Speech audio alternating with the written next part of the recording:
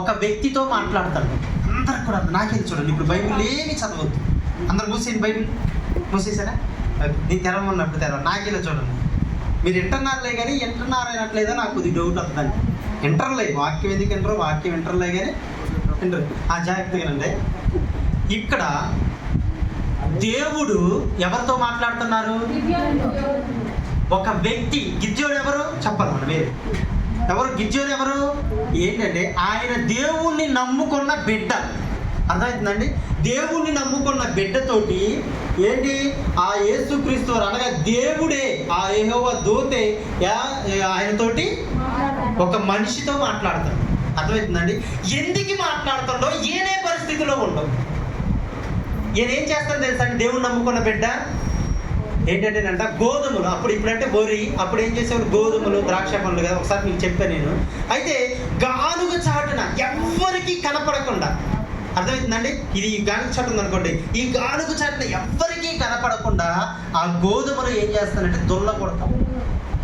ఆ సమయమున యెహోవా దూత మాట్లాడి, పరాక్రమము కలిగిన బలార్జుడా, ఏంటంట? పరాక్రమము కలిగిన బలార్జుడా, యెహోవా నీకు తోడై ఉన్నాడు. హల్లెలూయా, దేవునికి స్తోత్రం. అయితే ఈయనే పరిస్థితిలో ఉండ ఒకసారి మనం చూద్దాం. ఈయన దేవుడి బిడ్డ కదా. ఈ దేవుడి బిడ్డ గిద్యోను అనే వ్యక్తి ఎలా ఉన్నట్టు చాలా సమస్యల్లో ఉండదు.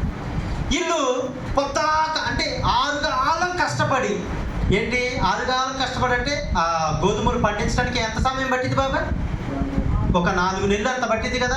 కొత్త కష్టపడి డబ్బులు వెచ్చించి అనేక రకాలుగా ఇబ్బంది పడి, రాత్రి పగలు ఇబ్బంది పడితే ఒక పంట పండితే ఏం చేసేవాళ్ళంటే అక్కడ ఉన్న శత్రువులు ఏం చేసేవాళ్ళంటే కుప్ప నూర్చిన తర్వాత ఆ కుప్ప మొత్తం ఏం చేసేవాళ్ళంటే పట్టకపోయేవాళ్ళు.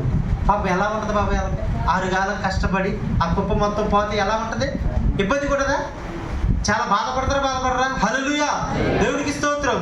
అక్కడ వాళ్ళ స్త్రీలు ధన మాన ప్రాణాలని, వాళ్ళ అంటే పురుషుల ప్రాణాలను కూడా ఏం చేసేవాళ్ళు అంటే చాలా ఇబ్బందులు పెట్టేవాళ్ళు అంట. చంపేసేవాళ్ళు, ఇబ్బంది పెట్టేవాళ్ళు, కొట్టేవాళ్ళు, తిట్టేవాళ్ళు, అవమానపరిచేవాళ్ళు, అపహేళన చేసేవాళ్ళు.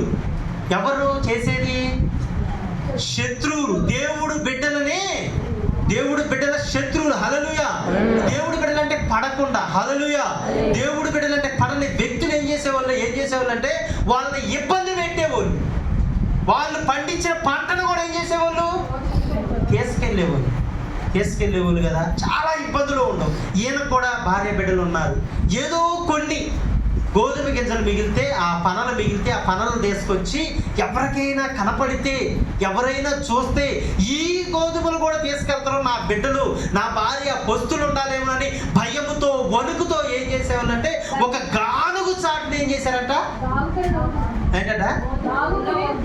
దాక్కొని ఏం చేసిందంటే ఆ గోధుమలు ఏం చేసి దుల్లకూడదు, భయపడుతూ వణుకుతూ, ఎవరైనా చిన్న మాట పలికితే గనుక్కుని ఉలిక్కి పడతాడు. ఒకవేళ వాళ్ళు వచ్చేసి ఈ కూడా నాకున్నది కూడా తీసుకెళ్తారు. అమ్మో నా భార్య బిడ్డల పరిస్థితి, అయ్యో ఈ శ్రమ ఏంటి, ఈ ఇబ్బంది ఏంటి అని ఎంతో బాధ, ఎంతో దిగులు, ఎంతో ఆవేదన. హల్లెలూయా. అప్పుడు ఆ సమయాన దేవుడు వచ్చి పరాక్రమము కలిగిన బలార్జుడా అంటే ఎలా ఉంటుంది? అర్థం కదా? ఇప్పుడు ఒక 10th క్లాస్ పిల్లగాడు ఉండండి, ఆడు రాసిండు, మార్కులు వచ్చేస్తే చూస్తే వాడు ఫెయిల్ అయిపోయింది. ఆ ఫెయిల్ అయిన వ్యక్తి దగ్గరకు వచ్చినప్పుడు అరే తెలివిగలవాడా అంటే ఎలా ఉంటుంది? అంతే, మీకు అర్థమైందండి? తెలివిగలవాడంటే ఎలా కొలం చేసినట్టే కానీ. ఇప్పుడు యమా సమస్యలో ఉండవు, యమా బాధల్లో ఉండవు, యమా వేదనలో ఉండవు.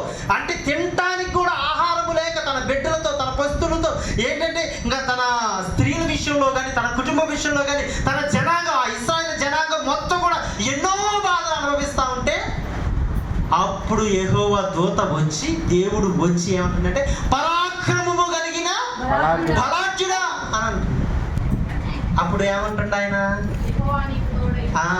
నేను పరాక్రమము కలిగిన బలార్జుడా రైటేలే కానీ ప్రభువా, దేవుడు నాకు తోడుంటాడని నువ్వు చెప్పావు. దేవుడే తోడుంటే నాకు ఈ శ్రమ ఎందుకు వచ్చింది చెప్పాలి.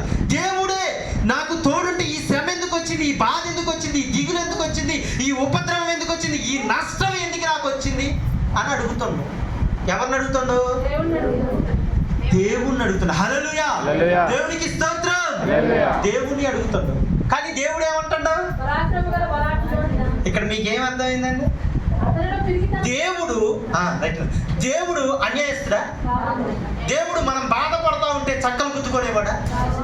ఎవరు మనల్ని నిందలు వేసేవాడా? దేవుడు మనం బాధపడతా ఉంటే దాటిపోయేవాడు ఆయన? దాటిపోతాడు ఆయన?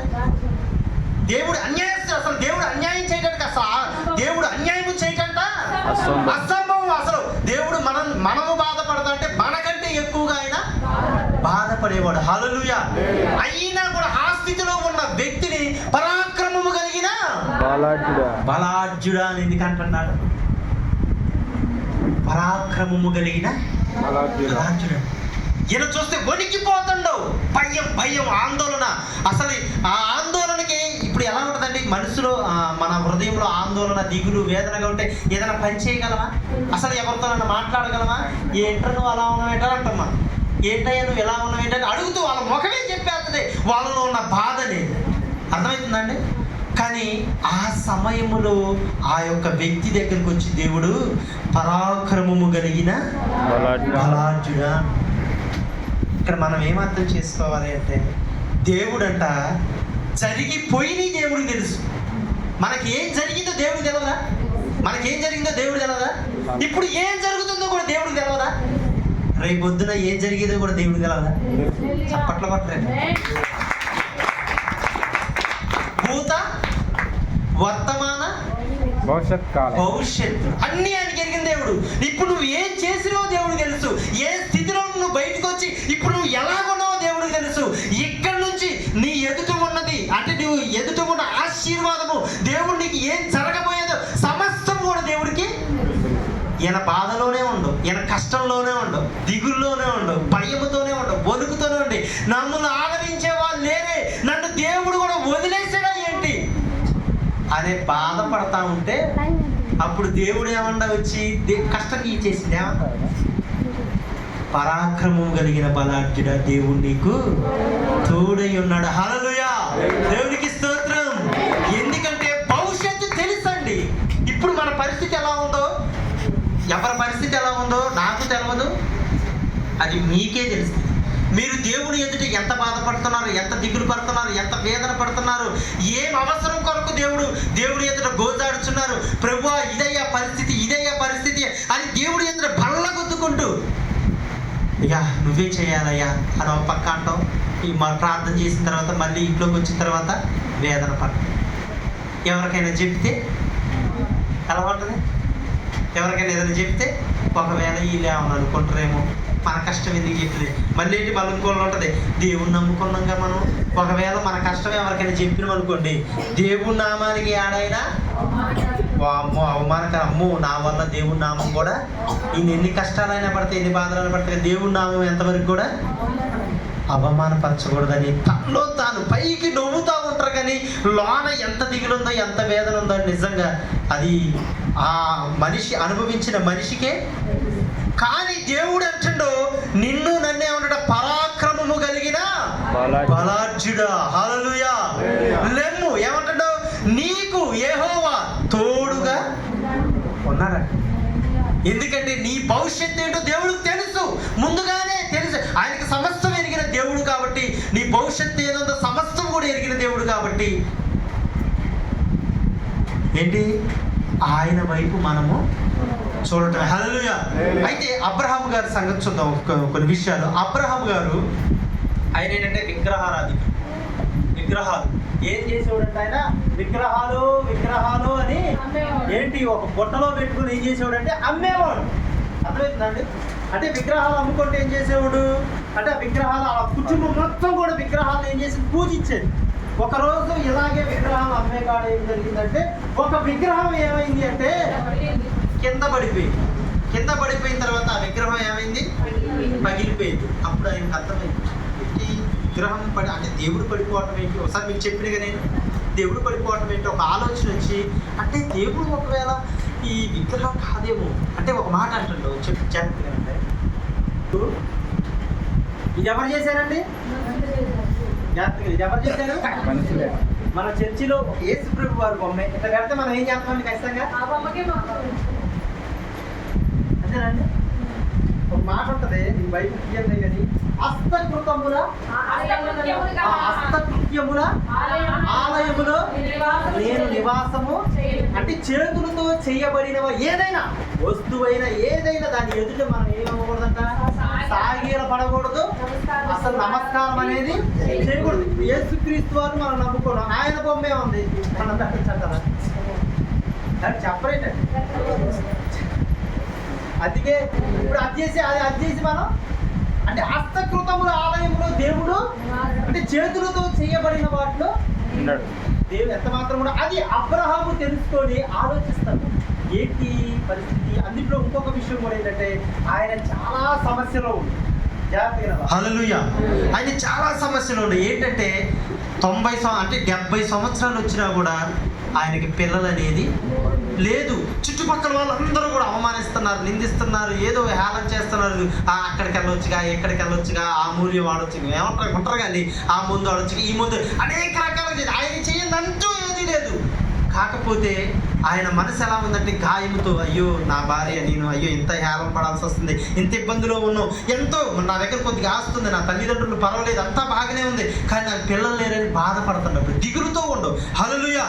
ఎంతో బాధపడతా ఉంటే అప్పుడు అబ్రహాం గారిని ఏం చేసినట్టే పేరు పెట్టి నువ్వు నీ సొంత జనాంగానికి ఏమవ్వాలంట, వేరే నువ్వు ఆ ఊర్లో ఉన్నావు, ఒక ఊర్లో ఉన్నావు, ఆ ఊర్లో నుంచి నువ్వు బయటకు వచ్చి నీ భార్యతో పాటు బయటకు వచ్చాయి. ఇప్పుడు కూడా మనల్ని ఏం చేస్తుంటావు, మూర్ఖులకు ఈ తరము వారికి వేరు చేసి ఏం చేసిండు, అక్కడే ఉన్నాం మనం. ఏ ఇల్లు మారినవా మనం, ఏమన్నా కులం మారినవా, ఏమన్నా ప్రాంతం మారినవా, కాకపోతే ఏం మారాలంట, తరము వారికి. హల్లెలూయా. ఆ అంధకారములో నుంచి ఏమవ్వాలి, వెలుగులోకి వచ్చారు. హల్లెలూయా. దేవునికి స్తోత్రం. అబ్రహాము గారు కూడా తన సొంత ప్రాంతం నుంచి విడుదల అంటే ఆ ప్రాంతం నుంచి వచ్చేసిన తర్వాత ఒక మాట అంటాడు దేవుడు, నిన్ను గొప్ప జనముగా చేసేది. ఒకసారి తీయను, ఆదికాండం తీయను ఒకసారి.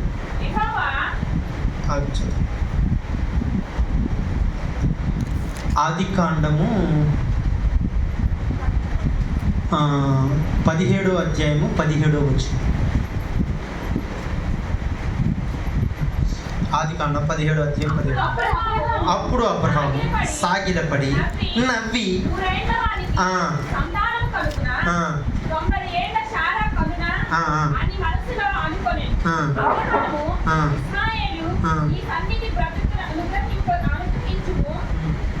దేవుడితో చెప్పగలను. హల్లెలూయా. ఇప్పుడు అబ్రహాం గారిని పిలిచి నిన్ను ఆశీర్వదిస్తా, నిన్ను అనేక జనములకు తండ్రిని చేస్తా, నీ కడుపులో అనేక జనములకు తండ్రి అంటే అనేక జనములు వస్తారని అబ్రహాం గారికి చెప్పారు. తీరా చూస్తే ఒక్క జనం కూడా జాగ్రత్తగా వినాలి. హల్లెలూయా. అబ్రహాం గారు వినాలని అర్థమవుతుంది అన్నమాట. ఏంటి, అనేక జనములకు నిన్ను తండ్రినిగా చేస్తానప్పుడు అబ్రహాం గారు ఏంటంటే నవ్విండి. అబ్రహాం గారు కూడా నవ్విండు. నాకేం 100 సంవత్సరాలు, నా భార్యకేం 90 సంవత్సరాలు, నన్ను నాకంటే అనేక జనములు చేస్తారా అని నవ్వేసిండు. అర్థమవుతుందండి. దేవుడు ఆ మాట చెప్పిండు, కానీ మనిషి అయిన అబ్రహాం ఏం చేసిండు, నవ్వి నమ్మలేదు ఫస్ట్. అంటే దేవుడు ఏం చేసిండంటే వాగ్దానము చేసిండు, ఖచ్చితంగా నీ కడుపులో నుంచి అనేక జనములు వస్తారు. ఏంటి, అనేకులకు నీవు తండ్రిగా. ఇప్పుడు మామూలుగా అక్కడ ఏ ఒక్క మనిషి లేరు, ఎవ్వరు కూడా లేరు చుట్టుపక్కల, అంటే ఒక్క బిడ్డ కూడా లేరు. అయినప్పటికీ కూడా దేవుడు ఏం చేసిండు, భవిష్యత్తును చూసినా లేదా, ఆయన కడుపులో 100 సంవత్సరాలకు ఎవరు పుట్టారు, ఇస్సాకు పుట్టిండు. ఇస్సాకి ఎంతమంది పుట్టారు, 2. అంటే ఇస్సాకి యాకోబుకి 12 మంది నుంచి 20 లక్షల మంది జనాంగం ఐగుప్తు దేశం నుంచి బయటకు వచ్చారు. ఆ జనాంగం అనేక వేల మంది. చూడండి, జాగ్రత్త. మీకు అర్థమవుతుంది, అర్థం కావట్లేదు, నాకు అర్థం కావట్లేదు, కానీ దేవుడు ఒకటి మాట్లాడుతాడు, నీ భవిష్యత్తు దేవునికి తెలుసు. మన భవిష్యత్తు ఎలా ఉందో దేవుడికి తెలుసు. అసలు మనకి ఏది ఇప్పుడున్న పరిస్థితి ఎంత మాత్రం కూడా చూడకూడదు. ఒకవేళ నష్టంలో నుంచి, కష్టంలో నుంచి, బాధలో నుంచి, ఇబ్బందిలో నుంచి అయ్యో ఇది జరిగిద్దా అని ఎంత మాత్రం కూడా అబ్రహాం గారు కూడా అనుకోండి. 100 సంవత్సరాలప్పుడు నాకు పిల్లలు పుట్టడం ఏంటంటే నవ్వుకోండి అంట. ఇది జరిగింది అనటానికి ఏమాత్రం కూడా ఆస్కారం ఖచ్చితంగా యెహోవాకు అసాధ్యమైనదంటూ ఏదీ లేదండి. అందుకే మిమ్మల్ని అందరూ కూడా దేవుడు ఏమంటున్నాడంటే పరాక్రమము కలిగిన బలాఢ్యుడా, పరాక్రమం కలిగిన పక్కన చెప్పండి.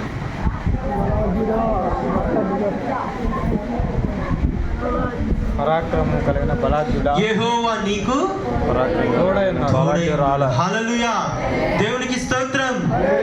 అందుకే దేవుడు ఒక మాట అంటా ఉంటాడు, అది భవిష్యత్తు తెలుసు కాబట్టి, నీ పరిస్థితి తెలుసు. మనం ఏం చేస్తూ ఉంటాం, లేకపోతే మనం కంగారు పడతా ఉంటాం, బెదురుతూ ఉంటాం, అదురుతూ ఉంటాం, దిగులు పడతా ఉంటాం, వేదన పడతా ఉంటాం. కానీ నీ భవిష్యత్తు ఏదుందో ఆయనకి తెలుసు. అందుకే ఒక మాట అంటుండవు, ఇదిగో ఈ మాట కలుగుతాడు. అందరు పక్కన చెప్పండి, పక్కన చెప్పండి, నీకు తప్పేం లేదు. చెప్తేనంట నేను ఏంటంటే చెప్పండి. ఎందుకు భయపడద్దు? నీ దేవుళ్ళై ఉన్నాను, నీ భవిష్యత్తు మొత్తం నాకు తెలుసు. హల్లెలూయా, దేవునికి స్తోత్రం. అందరూ రెండు చేతులు ఎత్తి దేవునికి స్తోత్రం. హల్లెలూయా, హల్లెలూయా. అందుకే మిమ్మల్ని అంటానంట పరాక్రమము కలిగిన బలాఢ్యుడా, బలాఢ్యురాలా. హల్లెలూయా. ఇప్పుడు మనం చేయాల్సింది ఏంటో చేద్దాం. ఇప్పుడు మనం ఏం చేయాలి అంటే, ఒకసారి యెషయా గ్రంథం తీన్నాను. యెషయా గ్రంథం 60వ అధ్యాయం. యెషయా గ్రంథం 60వ అధ్యాయం.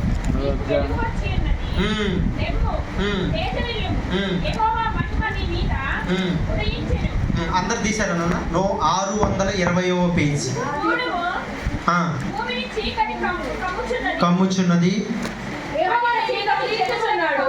యెహోవా నీ మీద. చాలు, హల్లెలూయా. అందరు తీశారన్న 620వ పేజ్ తీశారు. 620వ పేజ్ చూశారుగా. ఏముంటుంది అక్కడ? అందరు చూడండి. నీకు వెలుగు వచ్చే ఉన్నది, లెమ్ము తేజరిల్లుము, యెహోవా మహిమ నీ మీద ఉదయించు. ఇప్పుడు మనం ఏం చేయాలి అంటే, మన భవిష్యత్తు అంతా కూడా దేవుడికి తెలుసండి. ఒకవేళ ఒక మాట నేను చెప్తాను, నేను జాగ్రత్తగా రండి. ఒకవేళ దేవుడి మాట మనం వినలేకపోయినాం అనుకోండి, వినేటట్టు కూడా దేవుడు చేస్తాడు. యోనా గారు నినేవే పట్టణానికి వెళ్ళమన్నాడు. యోనా గారిని నినేవే పట్టణానికి వెళ్ళమంటే నేను వెళ్ళను అని ఇటుపోయింది. తర్షీస్ పట్టణానికి వెళ్తే దేవుడు ఏం చేసిండు? ఇక్కడి నుంచి అక్కడ పడేసిండు. మరి పడేసే క్రమంలో ఏం జరిగింది? కొంత శ్రమ పడాల్సి వచ్చింది. అర్థమవుతుందండి? కొంత శ్రమ. కొంత ఏంటి, అసలు సాగు బతుకుల్లోకే పోయింది. ఒక చేపలో 3 రోజులు ఉండమంటే మాట్లాడి దేవుడు ఏమన్నాడు? నాన్న చక్కగా నినేవే పట్టణం వెళ్ళి చక్కగా నా మాట విన్నానా అంటే ఏమైంది? నేను అటు వెళ్ళను అని ఏమైంది? ఇటు వెళ్తే ఇటు ఉన్నవాడు ఇటు వస్తాడా అండి? అసలు సాధ్యం అది? కానీ ఏంటి, ఇటు ఉన్నవాడు ఇటు తీసుకొచ్చాడు చేసి. ఈ క్రమంలో కూడా జాగ్రత్త. ఒక మాట, అద్భుతమైన మాట. తనతో పాటు ఓడలో ఎంతోమంది ప్రయాణం చేస్తున్నారు. ఆ ఓడలో ప్రయాణం చేసేటప్పుడు తుఫాను వచ్చి అందరూ కూడా చనిపోయే స్థితికి వచ్చేసారు. చనిపోయే స్థితికి వచ్చినప్పుడు మీకు అంతా తెలుసు. చనిపోయే స్థితికి వచ్చినప్పుడు ఇబ్బందిమైన పరిస్థితిలో ఉన్నప్పుడు ఆ యోనా గారితో ప్రయాణం చేసే వాళ్ళందరూ కూడా ఏమయ్యారు? ఇబ్బంది పడ్డారు లేదని. యోనా గారితో దేవుడు ఏమన్నా యోనా గారితో నువ్వు ఇటు బొమ్మంటే నేను అటుపోని ఇటు బొమ్మ ఇటుపోయిండాడు. ఆ యొక్క ఓడలోనే ఒక తుఫాను వచ్చింది. ఆ తుఫానులో వాళ్ళతో పాటు ఆ యోనా గారితో కూడా ప్రయాణం చేసే వాళ్ళు ఏమయ్యారు? ఇబ్బంది పడ్డారు, అతలాకుతలమయ్యారు. అర్థమైందండి? ఒక్కోసారి మనం దేవుడి మాట వినకపోతే మనతో పాటు మనతో ప్రయాణం చేసేది ఎవరు చెప్పండి? ఎవరు చెప్పాలి? నిజమేనంటారా? మనతో ప్రయాణం చేసేది ఎవరు? మన కుటుంబ సభ్యులే. ఒక్కోసారి ఏమవుతారు? దేవుడు నిన్ను రక్షించుకున్నాడో, దేవుడు నిన్ను పిలుచుకున్నాడో, దేవుడు నిన్ను సొత్తైన జనాంగంగా మార్చుకున్నాడో కాబట్టి నీ ఒక మాట చెప్తుడు, దేవుడు నన్ను ఇట్లా బ్రతుకున్నానని చెప్తుడు. ఒకవేళ ఇట్టగట్ట మనం వినకపోతే ఒకవైపు మనం పోయినట్టే వినేటట్టు కూడా దేవుడు ఖచ్చితంగా చేస్తాడు. హల్లెలూయా. చేయటం మాత్రం మనం రక్షించబడటం అంటే మామూలు విషయం కాదండి. దేవుడు మనం వదిలిపెడతాడు. ఏంటి ఇప్పుడు యోనా గారు తర్షీస్కి వెళ్తాంటే ఆ యోనా గారితో పాటు దేవుడు కూడా వచ్చినాడు. యోనా గారితో పాటు ఆ పడవలో కూడా, ఆ ఓడలో కూడా దేవుడు ఉంటాడండి. హల్లెలూయా, దేవునికి స్తోత్రం. అయితే ఒక అద్భుతమైన మాట మనం చూడాల్సింది ఏంటంటే, నీకు వెలుగు వచ్చే ఉందంట. ఏంటంట? నీ మీద వెలుగు ఉదయిస్తుంది. నీకు అది గ్రహించుకోవట్లే మనం. ఏంటి? నీ మీద వెలుగు ఆల్రెడీ వచ్చి ఉన్నది. నువ్వు దేవుడి దగ్గరకు వచ్చినావు, దేవుడి ఎదుటి గోజాన్ని, నువ్వు దేవుడి రక్షణ తీసుకున్నావు, దేవుడి మందిరానికి వచ్చినావు కాబట్టి నీ మీద వెలుగు వచ్చి ఉన్నది. వచ్చేదాకా చూసుకోవడం లేదు. ఆల్రెడీ నీ మీద ఏముంది? దేవుని వెలుగు నీ మీద ఉందనే. కానీ ఒక మాట అంటాడు, లెమ్ము. లెమ్ము అంటే మనం ఎక్కడ ఉన్నట్టు? లెమ్ము అంటే ఎక్కడ ఉన్నట్టండి? ఇటు చూడండి, అటు జరిగింది. లెమ్ము అని అంటాడంటే మనం కూర్చొని ఉన్నట్టేనా, లేదా పడుకొని ఉన్నట్టేనా? అర్థమైందండి? అందుకే దేవుడు అంటాడు, నీ మీద వెలుగు వచ్చే ఉన్నది, పరాక్రమము కలిగిన బలాఢ్యుడా లెమ్ము, తేజరిల్లుము, యెహోవా మహిమ నీ మీద దేవుని మహిమే ఉదయించుచున్నది. నీ మీద దేవుడు వెలుగొచ్చి ఉన్నది. కాకపోతే నువ్వు చేయాల్సింది ఏంటంటే లేగాలి. ఏం చేయాలి? లేగాలంటే ఇప్పుడు ఎట్టే కూర్చోండి. నేను లేపాలన్నా లేగాలంటే నేనేం చేసేది? నా వల్ల అయితే అదే. సరే, చిన్నపిల్లగాడి దగ్గర కప్పుకోలేదు, పెద్దవాళ్ళు అయితే ఏం చేయాలి? చెప్పాలి, లెగాలి. హల్లెలూయా. నిదురించుచున్నవు క్రైస్తవా, మేల్కొనుమా, ప్రార్థించుమా, మేల్కొనుమా, ప్రార్థించుమా. ప్రభువైన క్రీస్తు ప్రకాశించనీపై, ప్రభువైన క్రీస్తు ప్రకాశించనీపై, నిద్రను బదలి శ్రద్ధను కలిగి, నిద్రను బదలి శ్రద్ధను కలిగి, ఆత్మల రక్షణకై ప్రార్థించుమా ఓ సోదరా, ఆత్మల రక్షణకై ప్రార్థించుమా ఓ సోదరి. నిదురించుచున్నవో క్రైస్తవా, మేల్కొనుమా, ప్రార్థించుమా, మేల్కొనుమా, ప్రార్థించుమా. లెమ్ము, తేజరిల్లు ఓ క్రైస్తవ సోదరా, యెహోవా మహిమ ఉదయించనీపై. లెమ్ము, తేజరిల్లు ఓ క్రైస్తవ సోదరి, యెహోవా మహిమ నీపై. సియోను కుమారి మెడకాటను విప్పి, సియోను కుమారి మెడకాటను విప్పి, బలమును ధరించి ధ్వజములెత్తుమా, ప్రార్థించుమా, ధ్వజములెత్తుమా, ప్రార్థించుమా. నిదురించుచున్నవో క్రైస్తవా, మేల్కొనుమా, ప్రార్థించుమా, మేల్కొనుమా, ప్రార్థించుమా. హల్లెలూయా, దేవునికి స్తోత్రం.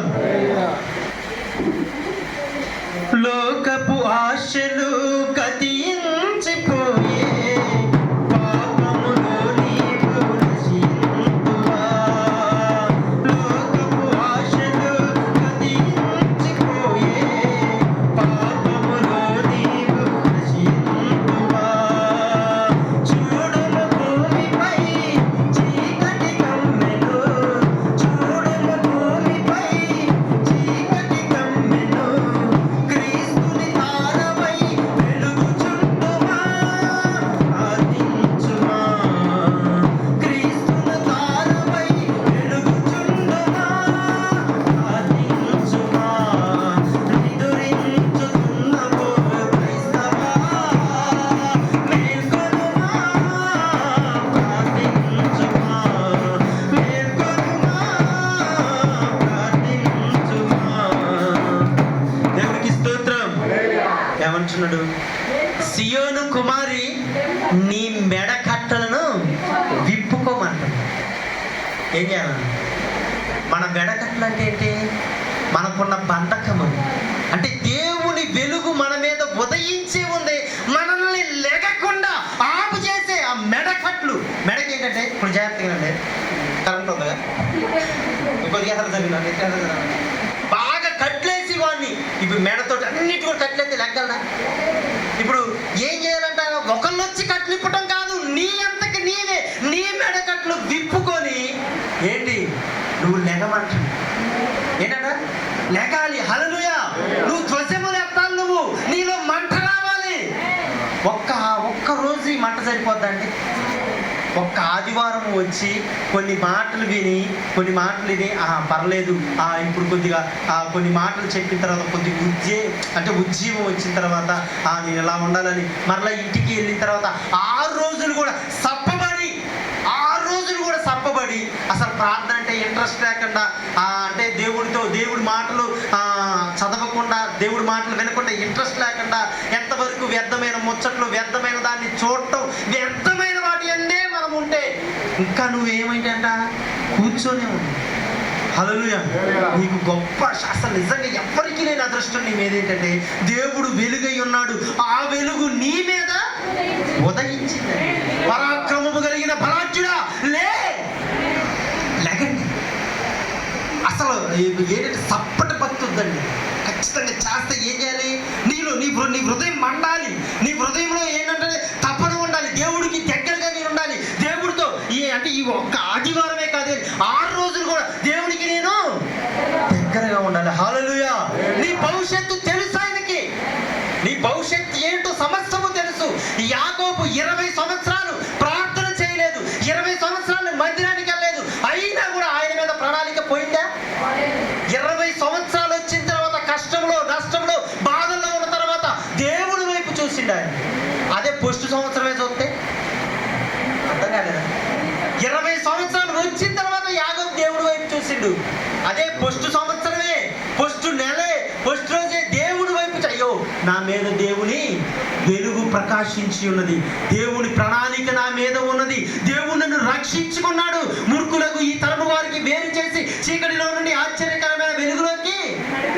ఏ వెలుగు అంటే ఇది? ఆశ్చర్యకరమైన వెలుగులోకి తీసుకొచ్చి తన సొంతైన జనాంగం అంట.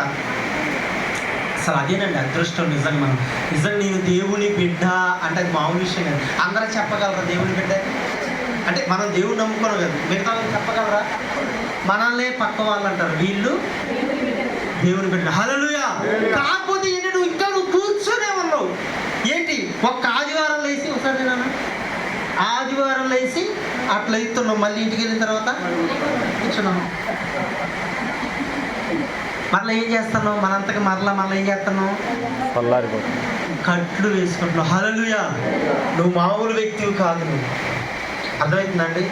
దేవుని వెలుగు నీ మీద ఉదయించింది. ఆ మెడకట్లు నువ్వు విప్పుకొని, ఎంతకు నీవే విప్పుకొని ఏం చేయాలి అంటే ఒక్క అడుగు ముందే. సర్లేనా? ఇదిగో ఈ అడుగు ఒక్క అడుగు ముందేనా? ఒక్క అడుగు ముందు, నువ్వు ఒక్క అడుగు ముందే అంటే దేవుడు ఏం చేస్తాడంటే, ఇప్పుడు ఈ ఒక్క అడుగు ముందే వెళ్తాంటే నడుచుకుంటుంది. అక్కడ ఇట్లానా ఇట్లా నడుచుకుంటారా? ఇట్లా నడుచుకుంటారా? ఇప్పుడు వచ్చే క్రమంలో దేవుడు ఏం చేస్తాడంటే, ఇక్కడ ఒక రాయి ఉంది, ఒక గొయ్యి ఉంది, గొప్పలు మట్టి తీసుకొచ్చి, అర్థమైందా? అంటే నీ నడిచే దారిలో నీకు ఏ సమస్య ఉన్నా, ఇబ్బంది ఉన్నా ఏం చేస్తాడు? దారిలో లేకుండా ఉంటాయా రాళ్ళు? గొయ్యలు లేకుండా ఉంటాయా? సమస్యలు లేకుండా ఉంటాయా? అయినా సరే ఏం చేస్తాడు? నువ్వు లెగిసి నువ్వు నడిచినట్లయితేనంట ఏం చేస్తారు? ప్రతి ఒక్క దారిని ఏం చేస్తారు? సరళం చేస్తాడు. ఇప్పుడు దేవుడు నీ ఎదురు ఉన్నాడు, నీ వెనక కూడా దేవుడు ఉన్నాడు. ఎప్పుడు? ఇప్పుకొని లేచినప్పుడు. బలము తెచ్చుకోనము, పరాక్రమము కలిగిన బలాఢ్యుడా బలము తెచ్చుకో, యెహోవా నీకు తోడై ఉన్నాడు. లెగు, నీకు నేను తోడై ఉన్నాను. నువ్వు నీ ఎదురు నడిచేటప్పుడు నీకు నీ తోడు ఉంటా, వెనక కూడా నేను తోడుగా ఉంటా. నీ పక్కన నీ చుట్టూ కూడా యెరూషలేము చుట్టూ పర్వతములు ఉన్నట్లు ఇది మొదలు కూడా ఆయన తన ప్రజల చుట్టూ నిరంతరం అంట. ఒక్కసారి కాదు. భార్య భర్తకు తోడుంటుందా? భర్త భార్యకి తోడుంటారా? అంతకన్నా ఉంటారా అండి? హల్లెలూయా. తల్లిదండ్రులకు బిడ్డలు తోడుంటారా? బిడ్డలు ఎవ్వరు కూడా ఉండలేరండి. నిరంతరము కూడా నిన్ను రక్షించుకున్నాడంటే నువ్వు విడిచిపెట్టిన ఎంత మాత్రం కూడా దేవుడు నిన్ను, నీ బాధ ఆయనకి తెలుసు. నేను చెప్పిన కదా కొన్ని విషయాలు, జీవితము అన్నీ నేర్పిస్తుందని మనకు. అంటే ప్రాణం అంటే చాలా ఇంపార్టెంట్ కదా మనకి. ఆ జీవితం కష్టం నేర్పిస్తుంది, బాధ నేర్పిస్తుంది, సంతోషం నేర్పిస్తుంది, అవమానం నేర్పిస్తుంది, ఆ నింద నేర్పిస్తుంది, సుఖ దుఃఖాలు అన్నీ కూడా మనకి అర్థమైపోతాయి. దేవుడు కూడా దేవుళ్ళలోకి వచ్చిన తర్వాత మనకు కూడా అన్నీ తెలవాలి, మనం మొత్తపడాలి, మెత్తపడాలి. ఒక్కసారి మనిషి మాత్రం నేను అంటాను మెయిన్ ఏంటంటే మనలో ఏంటంటే మారు మనస్సు రావాలి.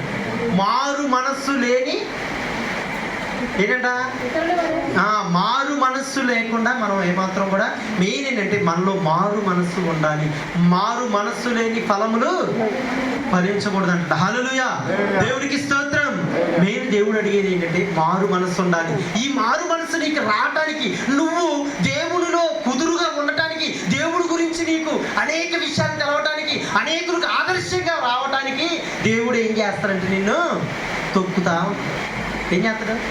తొక్కితేనా ఏమన్నా కూడా మనలో వచ్చేవి ఉన్నాయి బయటకు వచ్చేది. మనం అనుకుంటే అబ్బో నేను తట్టుకోలేకపోతున్నాను నాయనో, అబ్బో నీ భరించలేము నాయనో అని మనం అంటాం. కానీ తొక్కటం కూడా ఆయనకి ఇష్టమైనంత. హల్లెలూయా. ఎందుకంటే నీ భవిష్యత్తు తెలుసు. ముఖ్యంగా దేవుడికి కావాల్సింది ఏంటంటే ఈ లోకంలో ఉన్న వాటికంటే ముఖ్యంగా దేవుడికి నీవు అవసరం. నువ్వేంటంటే నువ్వు దేవుడికి ఇష్టడుగా మార్చబడటం అవసరం. అర్థమవుతుందండి? అది మెయిన్ దేవుడి కాన్సెప్ట్ ఏంటి తెలుసా అండి? మన ఆత్మ రక్షించబడాలి. మన దేహం ఎప్పటికైనా దేహానికి కావలసిన అవసరాలు అయినా కానీ దేహం ఏదైనా మనం ఎన్ని రకాలుగా ముందుకు పోయినా కూడా ఈ దేహాన్ని ఒక రోజుకి మనము విడిచిపెట్టాలి. కానీ మన ఆత్మ అనేది చాలా దేవుడికి ఇంపార్టెంట్ అన్నమాట. అర్థమవుతుందండి? ఆ ఆత్మను ఏం చేయాలి? ఎల్లప్పుడూ కూడా మా ఆత్మ ఎల్లప్పుడూ కూడా రక్షించుకునే వాళ్ళగా ఉండాలి. ఇంకో విషయం ఏంటంటే ఎప్పుడు కూడా మంట కలిగి ఉండాలి. అందుకే నీ మెడకట్లు ఏం చేసుకోవాలి? సియోను కుమారి, మనం కూడా కుమారులు ఆయనకి. సియోను కుమారి, నీ మెడకున్న కట్లు విప్పుకొని ఏం చేయాలంట? లెగమంట. దేవునికి స్తోత్రం. ఎందుకు అంటే ఆయన మహిమ నీ మీద ఉదయించుచున్నది. ఒకసారి ఏబీసీ రాసిన పత్రిక తీద్దామని, చాలా సమయం అయింది, సరే ముగించేసుకుందాం. సేమ్ దీని గురించే ఉంటుంది.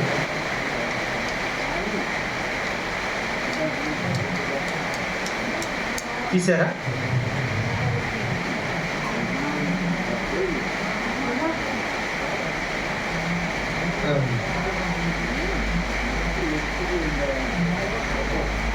ఎఫీసీయులకు రాసిన పత్రిక 5వ అధ్యాయము 14వ వచనం. అందుచేత నిద్రించుచున్న మేలుకొని లెమ్ము, క్రీస్తు నీ మీద ప్రకాశించునని ఆయన చెప్పిన. హల్లెలూయా. ఇదే మాట, అదే చెప్తాను. నిద్రించుచున్న నీవు మేలుకొని మృతులలో నుండి లెమ్ము, క్రీస్తు నీ మీద ప్రకాశించునని. హల్లెలూయా. ఎప్పుడైనా మనం లెగాలండి. ఒకవేళ ఇంకా మనం కూర్చొనే ఉన్నానేమో, ఇంకా మనం నిద్రిస్తున్నామేమో, దేవుడు అంటే ఇంట్రెస్ట్ లేక, శ్రద్ధ లేక, ఏదో దేవుడు కాబట్టి, దేవుడు నమ్ముకున్న కాబట్టి, దేవుడి దగ్గరికి రావాలి కాబట్టి అలా మనం ఎప్పుడు వద్దండి. అర్థమవుతుందండి? ఏదో మేలు ఖచ్చితంగా నీకేది కావాలో దేవుడికి తెలుసు, నీ భవిష్యత్తు కూడా దేవుడికి తెలుసు. ముఖ్యంగా ఏంటంటే మనం మెడకట్లు విప్పుకోవాలి. ఇప్పటి నుంచి అయినా ఇంకా సమయం లేదు. కింద ఉంటుంది దుర్దినములు అంటే ఏంటంటే దినములు చెడ్డవి కనుక సమయం పోనివ్వకండి. సమయం ఎన్ని రకాలుగా పోగొడుతున్నారండి దేవుడు. అంటే దేవుని విషయంలో మనం ఇప్పుడు బయటికి వెళ్ళిన తర్వాత ఖచ్చితంగా దేవునిలో ఎంతమంది ఉంటున్నారో నాకు తెలవదులే, కానీ ఖచ్చితంగా ఉండండి. ప్రార్థన చేసుకోవడానికి ఎంత మాత్రం కూడా నీకు అసలు బద్ధకము కానీ అశ్రద్ధ కానీ ఎంత మాత్రం కూడా ఉండొద్దు. అర్ధగంట ప్రార్థన చేస్తున్నారు అందరూ. నువ్వు దేవునితో మాట్లాడాలని ఆశ ఉండాలండి నీలో. ఏంటంటేనంట నోవాహు గారు కాదు, హానోకు గారు 300 సంవత్సరాలు నడిచిందంట, దేవుడితో నడిచిందంట. జాగ్రత్తగానండి, హానోకు గారు 300 సంవత్సరాలు దేవుడితో నడిచిందంట. ఆయన గురించి కొద్ది తెలుసుకుంటే ఏంటంటేనంట, తన భార్య కన్నా, తన బిడ్డల కన్నా, తను చేస్తున్న పని కన్నా దేవుణ్ణి ఎక్కువ ఇష్టపడ్డాడు. హానోకు గారు 300 సంవత్సరాలు 365 సంవత్సరాలు ఆయన బ్రతికిండు. 65 సంవత్సరాలు మొదట్లో కొద్దిగా అడపాదడప దేవుని నమ్ముకున్న కొద్దిగా కొన్నడేమో కానీ సంవత్సరాలు గడిచిన కొద్దిగా దేవునికి దగ్గరయ్యి దేవుడితోనే నడిచిందట. ఏంటి ఎక్కువ గబగబ పని చేసుకునేవాడు, తన పిల్లల్ని పోషించుకునేవాడు, అన్ని రకాలుగా ముందుకు పోయాడు. కానీ దేవుడి విషయంలో ఎంతో శ్రద్ధ కలిగి ఉన్నట్ట. దేవుడు అంటే ఇష్టపడనట. అబ్బా ఎప్పుడు వెళ్ళి దేవుడితో మాట్లాడాలా, అబ్బా దేవుడు నాతో ఎప్పుడు మాట్లాడతారా, అబ్బా నాకు చేసిన మేలుని బట్టి కృతజ్ఞతాస్తుతులు ఎప్పుడు దేవుడికి చెల్లించాలి. హల్లెలూయా. ఇప్పుడు కాలం అండి నిజంగా ఈ రోజులు ఖచ్చితంగా ఏంటి చెడ్డది. ఎవ్వరు కూడా సమయాన్ని పోనుకోండి. 6 రోజులు ఇప్పుడు ఈ రోజు అయిపోయింది, మిగతా ఎన్ని రోజులు ఉంటాయి? 6 రోజులు ఉంటాయండి. 6 రోజులు భక్తి, నిజంగా 6 రోజులు భక్తి. ఇప్పుడు చేసిన భక్తి కాదు, మిగతా రోజులు చేసిన భక్తే భక్తి అండి. దేవుడికి దూరంగా ఉండటం ఎంత మాత్రం కూడా మీరు నిర్లక్ష్యం చేయకండి. హల్లెలూయా. దేవుడికి స్తోత్రం. ఇది ఖచ్చితంగా బల్ల బుద్ధి నేను చెప్తున్నా. అర్ధగంట ప్రార్థన అందరూ చేస్తున్నారండి నిజంగా? చేతులు ఎత్తండి. సరే చేతులు ఎత్తండి. ఏమనుకోండి, నేనేమనుకోండి, మీ గురించి నేను ప్రార్థన చేస్తాను. అర్ధగంట ఖచ్చితంగా. 2 వాక్యాలు అందరు చదువుతున్నారండి ఖచ్చితంగా?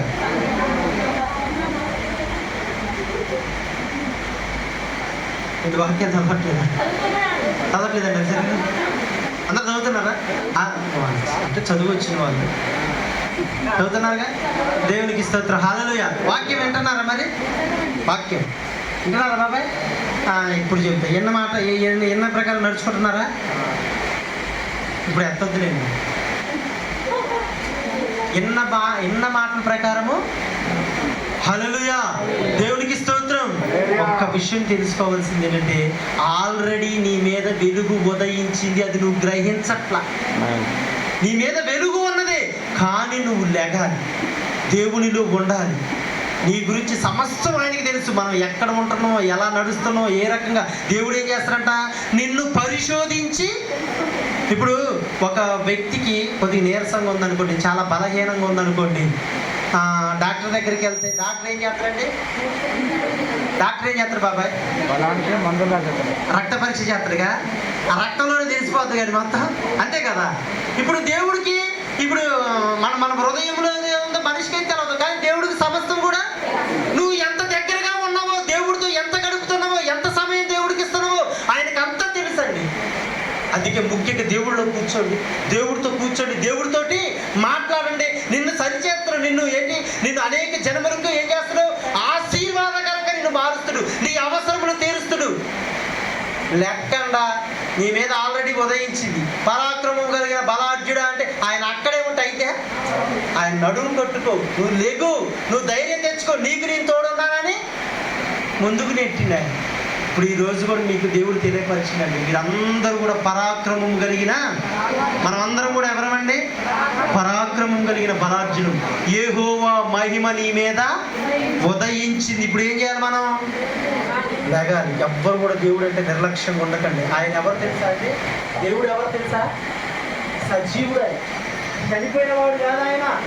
ఎప్పుడు కూడా మృత్యుంజయుడు, జీవించి ఉన్నవాడు ఆయన, నీతో ఉండేవాడు ఆయన, నీ మాట వినేవాడు, నిన్ను ప్రతి క్షణము కూడా ఏం చేసేవాడంటే కనిపెట్టేవాడు ఆయన.